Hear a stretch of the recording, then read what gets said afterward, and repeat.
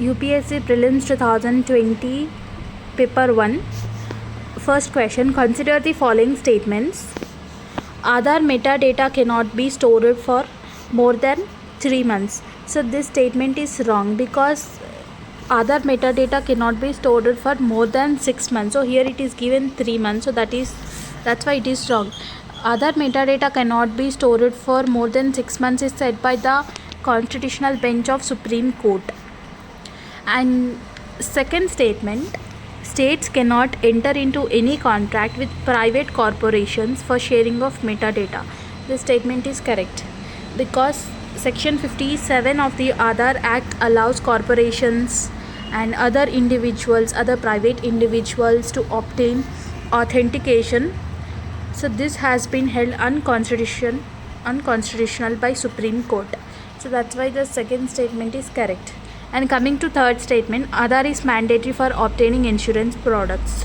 So this is wrong because the IRDAI, that is Insurance Regulatory Development Authority of India, clearly stated that Aadhaar is not mandatory to buy an insurance policy, to purchase an insurance products. After a Supreme Court judgment means holding mandatory documents, that is unique identification documents, is unconstitutional. Thereafter the IRDAI has clearly stated that it is not mandatory for insurance products, that is Aadhaar is not mandatory. Coming to fourth statement, Aadhaar is mandatory for getting benefits funded out of the Consolidated Fund of India. This is true. Aadhaar is mandatory for getting benefits funded out of the Consolidated Fund of India because it is clearly stated that Aadhaar requirement is mandatory for welfare exercise as legitimate exercise. So answer is option 2 and 4 only. So coming to second question, Rajya Sabha has equal powers with Lok Sabha in what the contexts? So Rajya Sabha has equal powers with Lok Sabha in what the circumstances or in what matters. Here it is asking. So the first statement is showing that the matter of creating new All India services. So when it comes to creation of new All India services, Rajya Sabha has highest powers than Lok Sabha. And when it comes to amending the constitution, B statement, Lok Sabha and Rajya Sabha contains equal powers in amending the constitution. See, when coming to equal powers in amending the constitution, this is under Article 368 of the Constitution, that under Article 368 of the Constitution, it can amend any part of the Constitution, that is including fundamental rights also, but without affecting the basic structure of the Constitution. When it comes to C statement, in removal of the government means no confidence motion. So here also Lok Sabha has more power than Rajya Sabha here, because removal of the government which will be introduced in Lok Sabha. And coming to the option, making cut motions. Making cut motion means related to money bills, financial bills, etc. So here Lok Sabha has more power than Rajya Sabha. So only in one place, in one statement, Rajya Sabha has equal powers with Lok Sabha, that is in amendment of the constitution, amending the constitution, which is Article 368. So coming to third question, with reference to the funds under MP LADS, that is Members of Parliament Local Area Development Scheme, which of the following statements are correct? First statement is telling that MP LADS fund must be used to create durable assets like physical infrastructure for health, education, etc. Yes, the statement is correct because MP LADS scheme, which was actually introduced in December 1993, so this scheme will be allowed for every MP to spend a particular sum of amount on the development of their constituencies, like on many development areas, such as here mentioned health, education, sanitation, family welfare, and electricity. So all these on all these, MP has to spend some amount of money. So annually the amount which was allocated to MP constituency under this MP LAT scheme is 5 crores. This was annually entitled, which was completely funded by Government of India. So here the first statement is correct. And here about MP LATs, Ministry of Statistics and Program Implementation is responsible for the policies formulation or for the funds releasing and advising monitoring mechanism for this MP LATs implementation. Coming to second statement, a specified portion of each MP's fund must benefit SC/ST populations. True. A specified portion of each MP's fund must benefit scheduled castes and scheduled tribes populations. And coming to third statement, MP LATs funds are sanctioned on yearly basis and the unused funds cannot be carried forward to the next year. Third statement is wrong, because the funds which are left in the, actually these funds which are released to the district authority, to the district major by the Government of India are non-lapsable. See, non-lapsable means here, non-lapsable funds are that funds which are allocated to only some schemes of the government. That funds has to be spent, that allocated funds has to be spent within current financial year, allocation. If not spent, then that fund will be evaporated and cannot be used in the next financial year. So that is non-lapsable funds means. And the funds left in the district can be moved towards the next year for the utilization in the subsequent years. So here it is wrong, because it is said that cannot be carried forward, because it will be carried forward. So third statement is wrong. Coming to fourth statement, the district authority must inspect it at least 10% of all the works under implementation every year. Correct. The district authority must inspect at least 10% of all works every year under this implementation.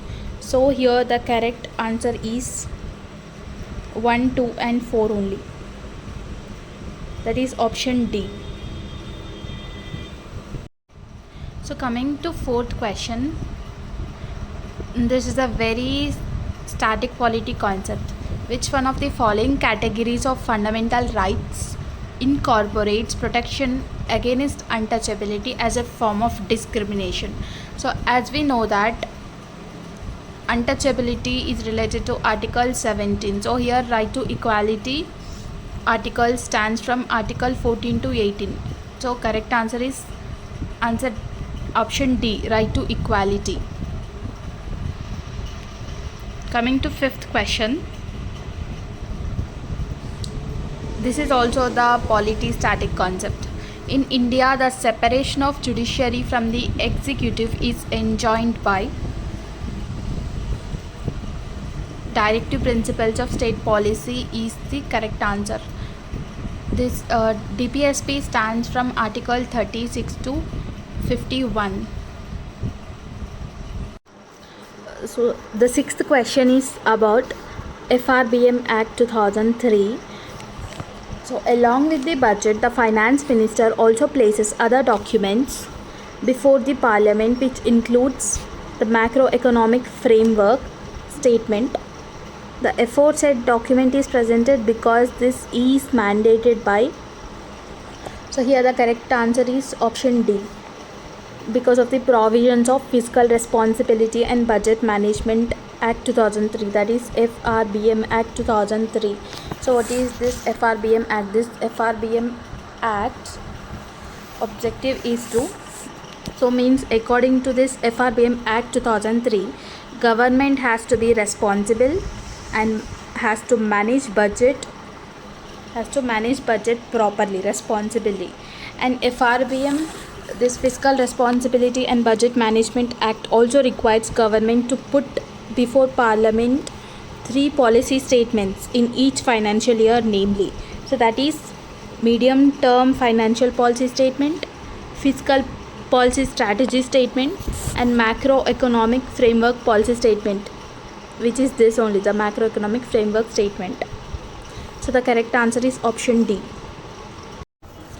So 7th question, a constitutional government by definition is a. Option A tells that government by legislature. Option B indicates popular government. Option C indicates multi-party government, and option D indicates limited government.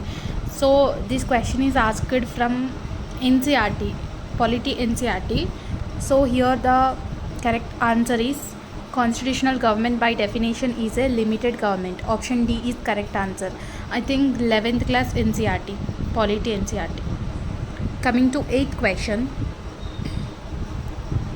Other than fundamental rights, which of the following parts of the Constitution of India reflects the principles and provisions of the Universal Declaration of Human Rights 1948? So option 1 indicates preamble, option 2 indicates directive principles of state policy, option 3 indicates fundamental rights. So here the correct answer is preamble is also correct, and directive principles is also correct, and fundamental duties. So here the correct answer is option D. Option D, 1, 2 and 3 is the correct answer. 9th question. In India, the legal services authorities provide free legal services to which of the following types of citizens? In India, National Legal Services Authority is there. So this legal services authorities provides free legal services to which of the following types of citizens? Option 1 is given, person with an annual income of less than 1 lakh. And option 2, transgender with an annual income of less than 2 lakhs. Option 3, member of other backward classes, that is OBC, with an annual income of less than 3 lakhs. Option 4 is given, all senior citizens. So the National Legal Services Authorities Act 1987 indicates, so those persons are eligible only for free legal aid, means the eligibility is given under this. So the eligible people are who have an annual income of less than amount prescribed by the state government, or if the case in before any court or other than SC and less than 5 lakhs. So if the case is before SC, are eligible for free legal aid. So here the first option is given, person with an annual income of less than 1 lakh, and transgender with an annual income of less than 2 lakhs. So here option 1 and 2 both are correct. So here how means, for most of the states, this NALSA, National Legal Services Authorities covers persons whose annual income does not exceed 1 lakh. Whose annual income does not exceed 1 lakh. So that's why statement 1 is correct. And for Delhi, it is mentioned that income ceiling for transgender in NALSA portal, which is 2 lakhs. So second statement is also correct. And there is no such provision of free legal aid is given specifically for other backward classes. So third statement is wrong. And the free legal aid is not available for free for all senior citizens. So fourth statement is wrong. And the sections of the society also has enlisted under sections, that is section 12 of the Legal Services Authority Act, are entitled to free legal services, such as persons a member of SC or ST, or the second case in a psychiatric hospital or a psychiatric nursing home with the meaning of clause G of section 2 of Mental Health Act 1987, or the victim of trafficking in human beings or beggar as referred in Article 23 of the Constitution, and fourth case a woman or a child, fifth a mentally ill or otherwise disabled person, And 6, a person under circumstances of underserved want, undeserved want, such as being a victim or mass disaster. So the correct answer is option A, 1 and 2. Moving to the next question, that is 10th question. This is the matching. So consider the following pairs matching. So one left side, the international agreement setup is given, and you have to match it with the subject. Alma Mater Declaration.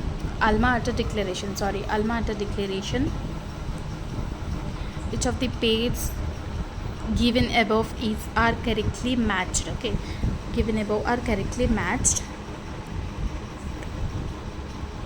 So Alma Ata Declaration is related to health care of the people. Alma Ata Declaration is related to people's health care. And Talanoa Dialogue is related to global climate change.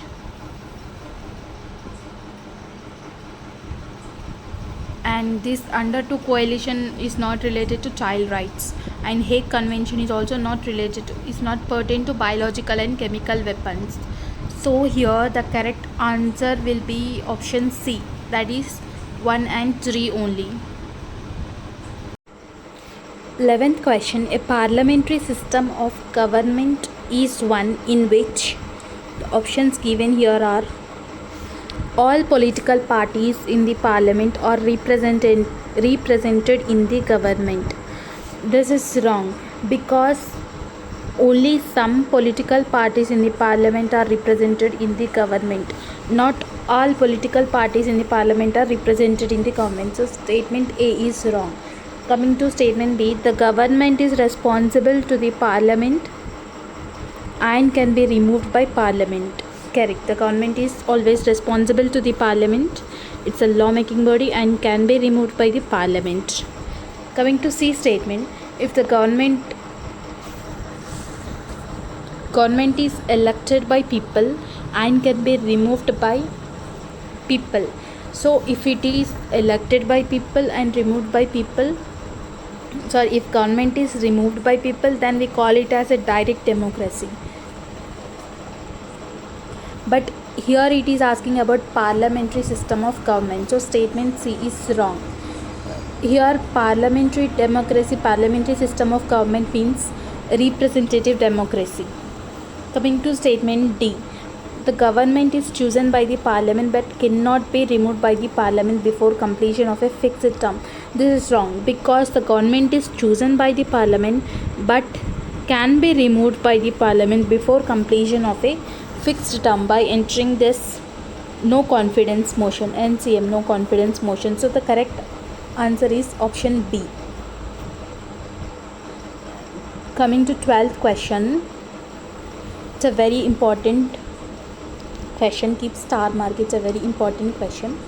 Which part of the Constitution of India declares the ideal of welfare state? If your basics are clear, then you can easily answer this question. The answer is DPSP, Directive Principles of State Policy. So the next video I will make it on Directive Principles of State Policy. That is part 4 of the Constitution. Article 36 to 51 deals with DPSP.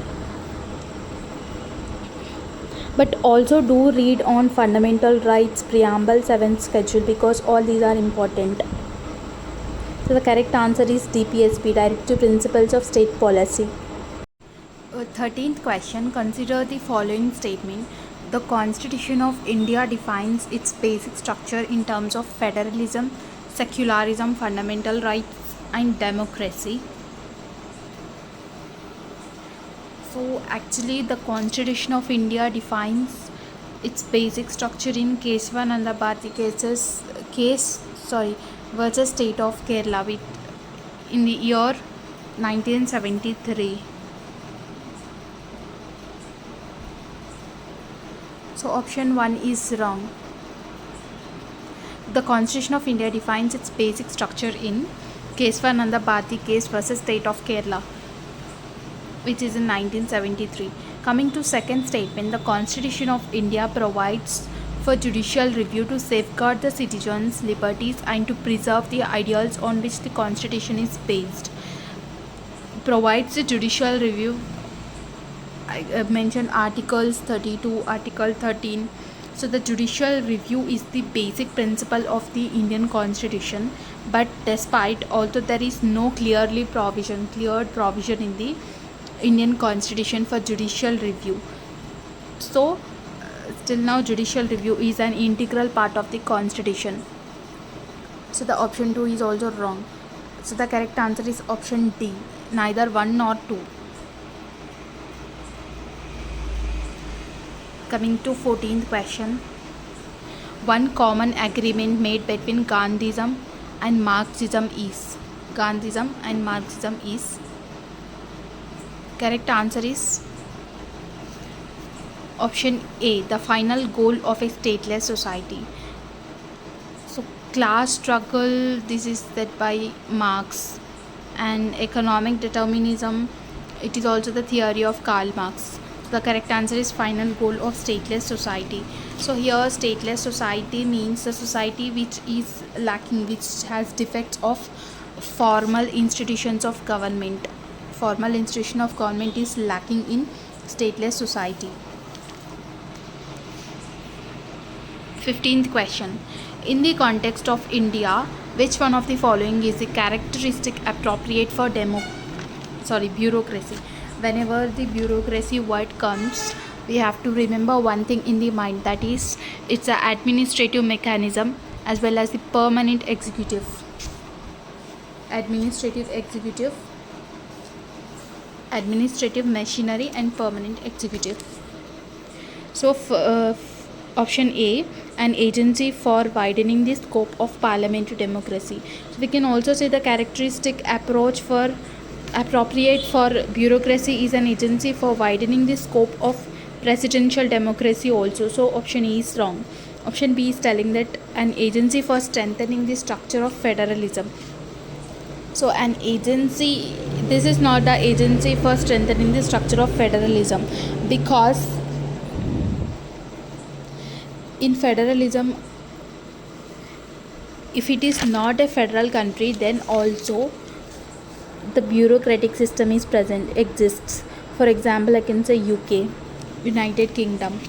Coming to option C, an agency for facilitating political stability and economic growth.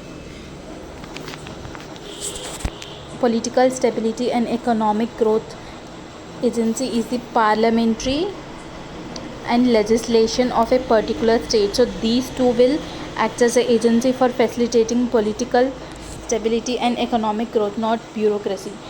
Parliament or legislation of a particular state. When it comes to option D, an agency for the implementation of a public policy. An agency for the implementation of a public policy is the bureaucracy. Characteristic appropriate of bureaucracy. The correct answer is option D. For example, in what circumstances it is an agency for implementation of public policy means whenever the elections occurs, the contestants, like the previous government falls and when the new government was formed, then new government want to choose the new policies in place of the policies of the previous government. So in such a situations, this responsible is acted by the bureaucracy. Bureaucracy participates very efficiently, trustfully in drafting the policies. So the correct answer is agency for implementation of public policy. Coming to 16th question, the preamble to the Constitution of India is option A indicates part of the Constitution but has no legal effect. Wrong. And option B indicates preamble to the Constitution of India is not a part of the Constitution and has no legal effect either. Wrong. And coming to statement C, a part of the Constitution and has the same legal effect as any other part. Wrong. Statement D tells that a part of the Constitution, preamble to the Constitution of India is a part of the Constitution, but has no legal effect independently of other parts. Option D is correct. Preamble to the Constitution of India is part of the Constitution but has no legal effect independently of other parts because it was actually evolved by various Supreme Court judgments. And in Kesavananda Bharati case 1973, the Supreme Court also said that preamble is a part of the Constitution. So here correct answer is option D. 17th question, gold tranche, that is the reserve tranche, refers to. So tranche means TRANCHE. Tranche means it's the component, any of the component, or installment. Tranche means installment or any of the component.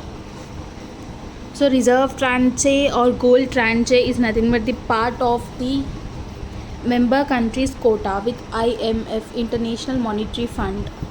Part of the member country's quota with International Monetary Fund, which is in form of gold, or which is in form of foreign currency. And for any member country, out of total quota, 25% should be paid in the form of foreign currency or gold. This is called reserve tranche or gold tranche, and remaining 75% can be in the form of domestic currency, that we call it as credit tranche. So here the option D is correct. It's a credit system granted by IMF to its members. Correct is option D. Coming to 18th question, with reference to the provisions contained in the Part 4 of the Constitution of India, which of the following statements are correct? As we know that Part 4 of the Constitution of India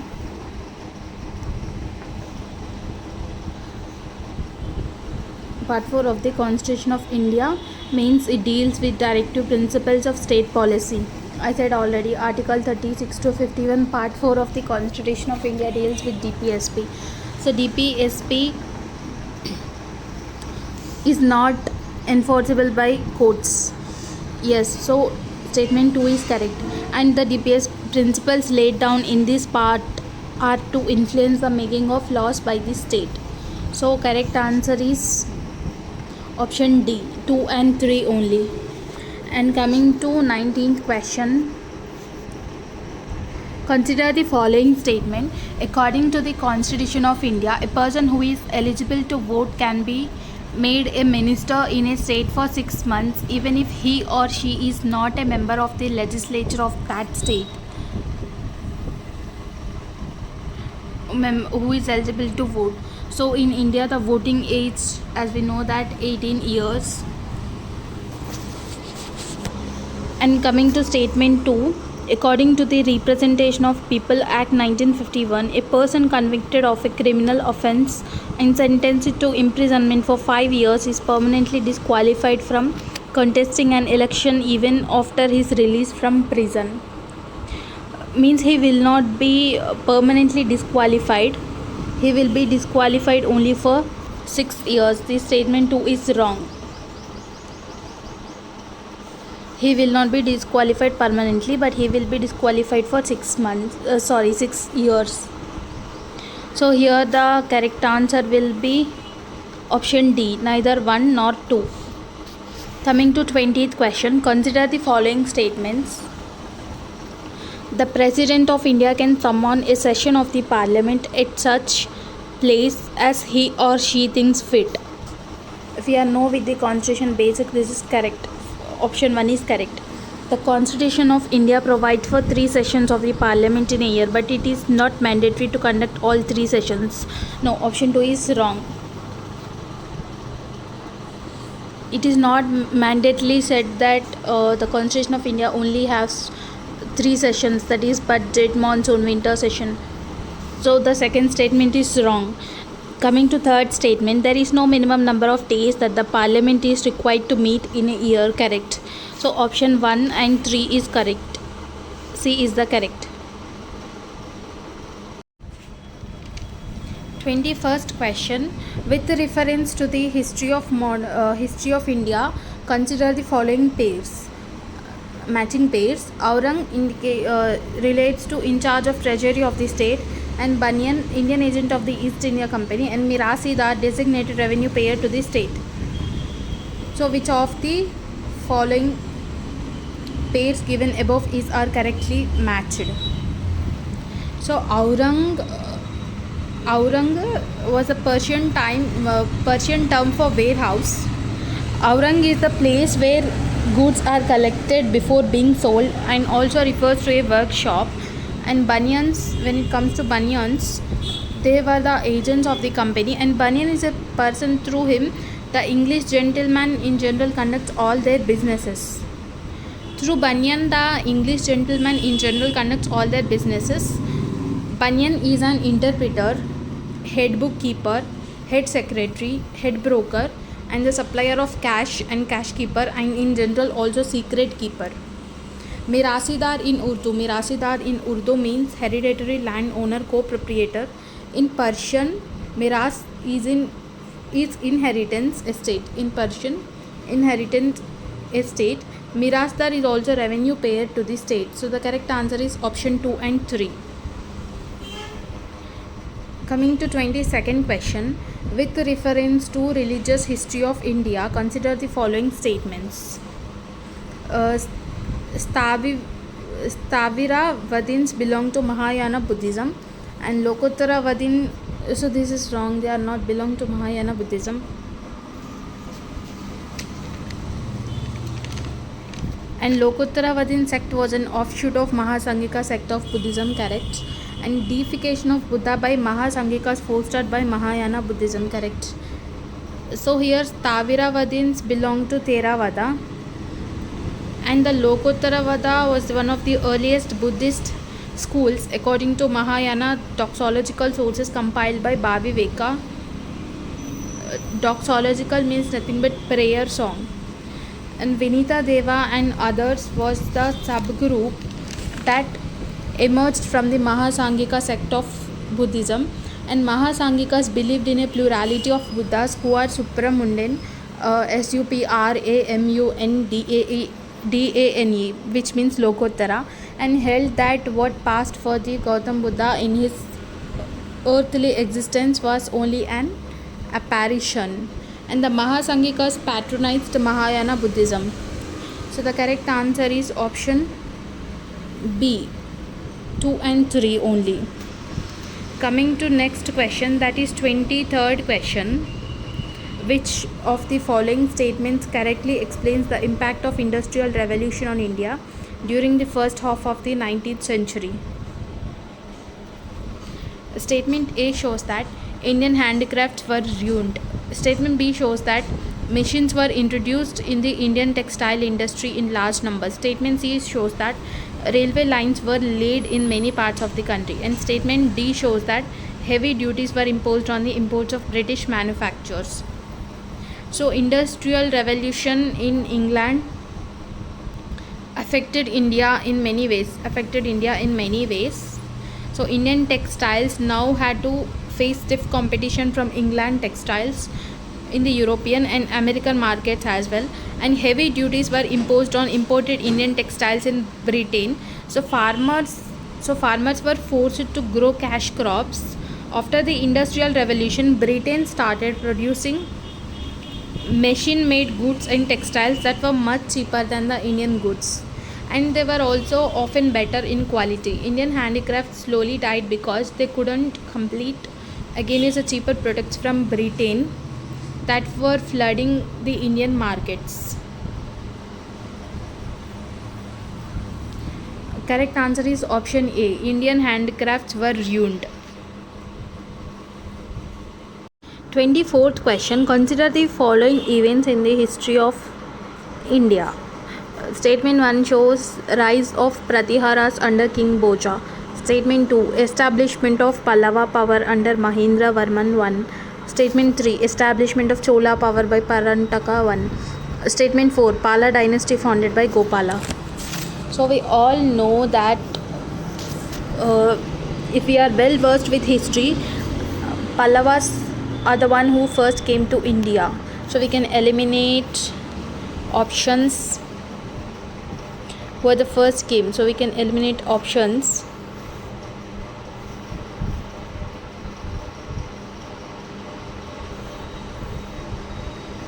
Three.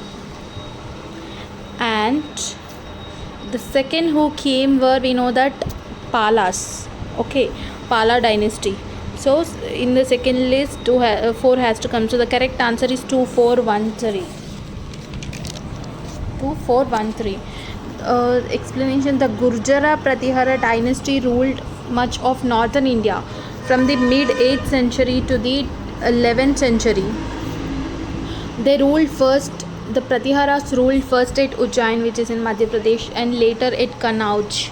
Under Boja, that is 836 to 885 Common Era, and his successor Mahendra Pala I, the Pratihara Empire reached its peak of prosperity and power. The Pallava dynasty existed from 275 Common Era to 897 Common Era in South India. Mahendra Varman I, who ruled from 600 to 630 Common Era, contributed to the greatness of Pallava dynasty. Some of the most ornate monuments at Mallapuram. And Parantaka Chola I. This Parantaka Chola I, his period 907 to 955 Common Era, ruled the Chola kingdom, that is in Tamil Nadu, for 48 years, annexing Pandya. And Gopala, at the end of the Gopala ruled 750 to 770 Common Era, was the founder of Pala dynasty of Bengal region in India. So the history, while we are reading history, we have to be well versed with who came first and who came second. So we have to read history carefully. Coming to 25th question. Correct answer is option C. Coming to 25th question. Which of the following phrases defines the nature of Hundi, generally referred to in the sources of post-Harsha period? See, Hundi, which is directly given this question from NCERT. Hundi means, we know that it is a bill of exchange. If you are well versed with NCERT, then you can easily answer this question. Hundi is the financial instrument which was developed in medieval India for use in trade and credit transactions. Hundi were used as remittance instruments, that is to transfer funds from one place to another, and Hundi also used as credit instruments to borrow money, and also trade transactions as bills of exchange. So here Harsha and post-Harsha period. So Harsha or Harshavardhana reign ruling is 606 AD to 648 AD. So correct answer is C.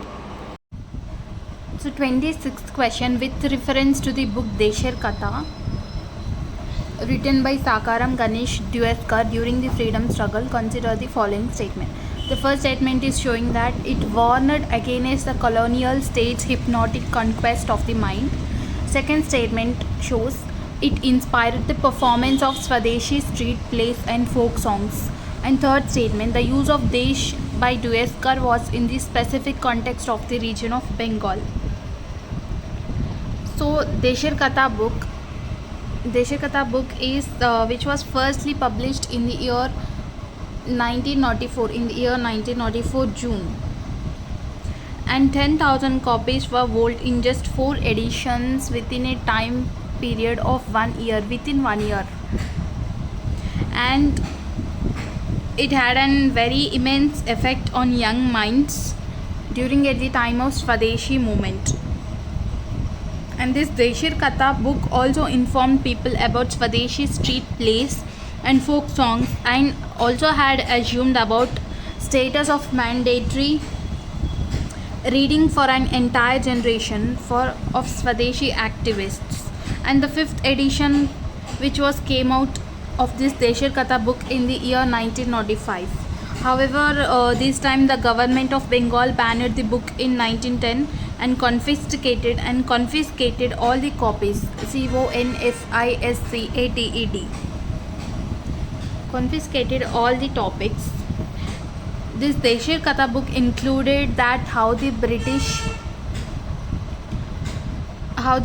people ruthlessly exploited India and commercially and industrially in the course of their rule. And this book is also summarized in the work of M.G. Ranade and Dadabhai Naoroji in popular idiom and warned in its concluding chapter against the colonial states, a hypnotic conquest of mind.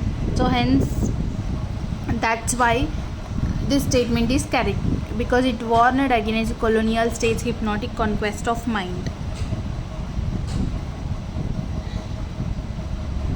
And Sakaram Dweskar.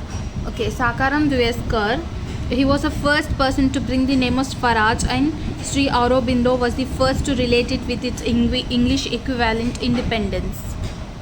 So that's why this statement is wrong. The use of Desh by Dweskar was in the specific context of the region of Bengal.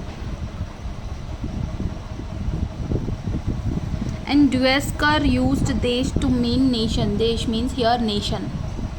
The overlap of the place of origin and nation, as well as Jati, which was literally birth, family or caste, and nationally inflected understandings of the nation in distinct ways. And moreover, this constantly overlapping and conflation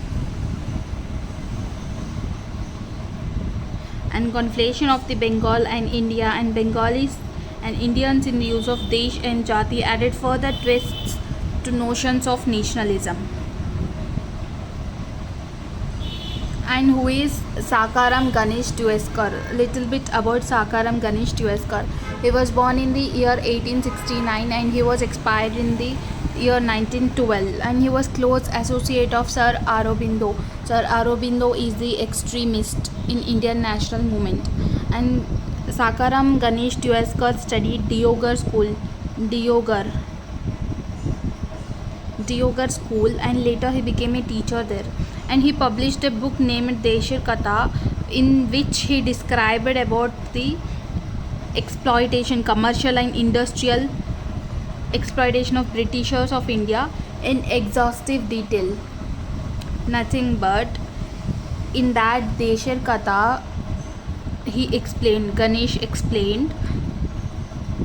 Sakaram Ganesh Dweskar described about British commercial and industrial exploitation of India in exhaustive detail.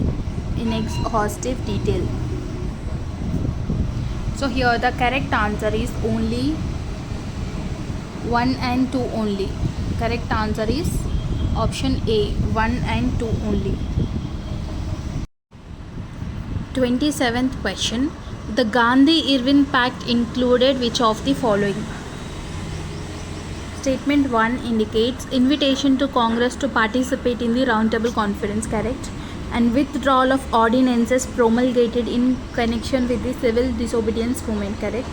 Acceptance of Gandhiji's suggestion for inquiry into police excesses, wrong, because there is no acceptance of Gandhiji's suggestion for inquiry into police excesses.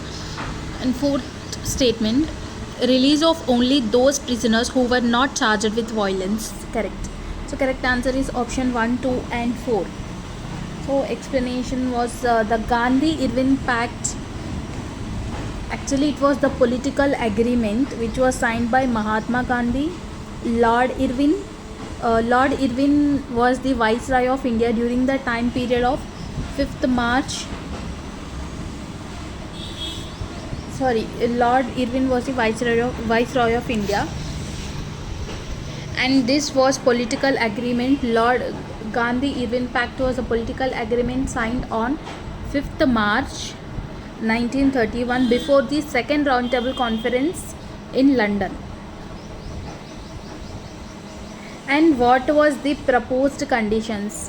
What was the proposed conditions is discontinuation of salt march by the INC and removal of the tax on salt, that which allowed the Indians to produce trade and sell salt legally for their own private use, and release of prisoners arrested for participating in the salt march, and withdrawal of all ordinances issued by Government of India imposing curbs on the activities of INC, withdrawal of all prosecutions relating to several types of offences except those involving violences, and participation by the INC in the second roundtable conference.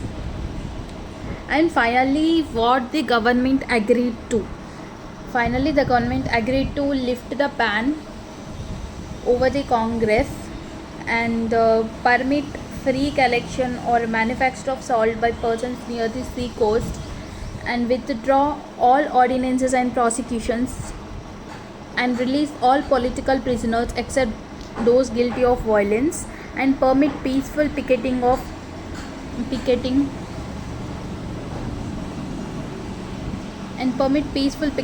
liquor and foreign cloth shops, and restore confiscated properties of the satyagrahis.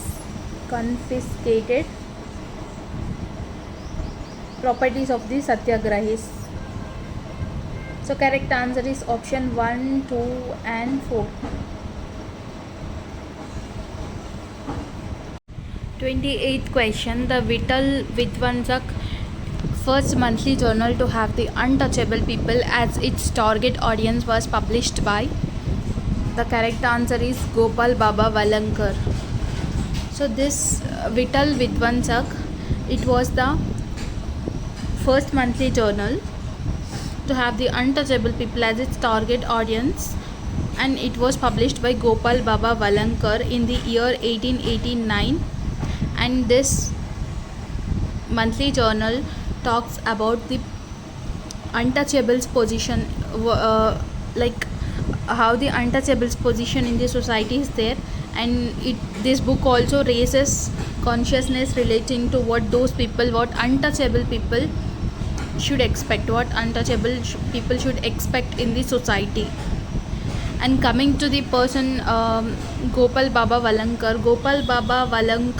belongs to the Mahar caste. Mahar caste means the scheduled caste, and this Gopal Baba Valankar appointed to the local Taluk board of Mahad in the year 1895, and this was the upper caste people didn't like this.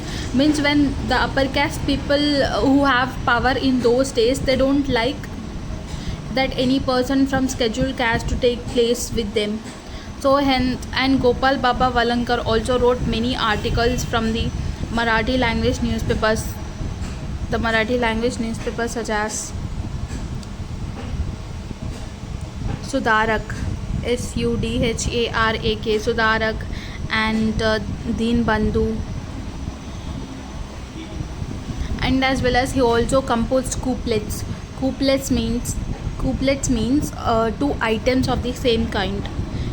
So this Gopal Baba Valankar also composed couplets, couplets, means two items of same kind, couplet in the Marathi language, and that the intention, and it was intended to inspire the people, many people. So here the correct answer is Gopal Baba Valankar. 29th question. With reference to the history of India, the terms Kulyavapa and Dronavapa denotes measurement of lands. So during Gupta period, in inscriptions there are different various types of lands are mentioned. Okay, firstly Kshetra. Kshetra means land which was under cultivation. Second one Kila. Khila. Kila means uncultivable land. And third one Aprahata. Aprahata. Aprahata means jungle or forest land. And fourth one Gopata Sara. means pastured land, pasture, pasture, pastured land. And fifth, vasti. Vasti means habitable land. Vasti. Vasti means habitable land. And vap means sow, sowing seeds. And for shorter distances, the terms used during Gupta period are shorter distances. Angula. Angula means here approximately 3 by 4 inch. And hasta. Hasta means cubit. Cubit, standardized, that was the standardized distance between tip of the elbow and middle finger, that is 18 inches. And for larger distances, the terms used were Adavapa, Adhavapa, Adavapa, which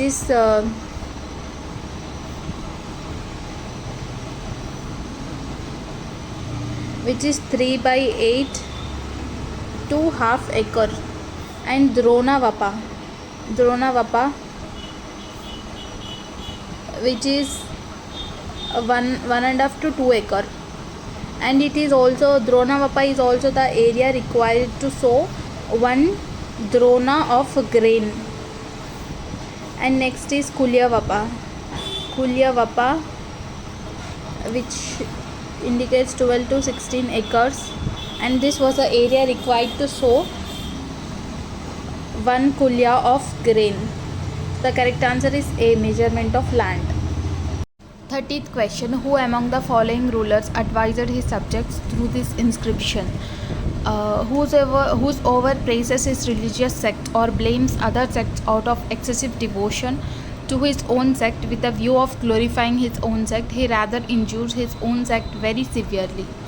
Option A is Ashoka, option B is Samudragupta, option C Harshavardhana, option D Krishnadevaraya. See, the rulers advised his subjects through this inscription is Ashoka. Okay.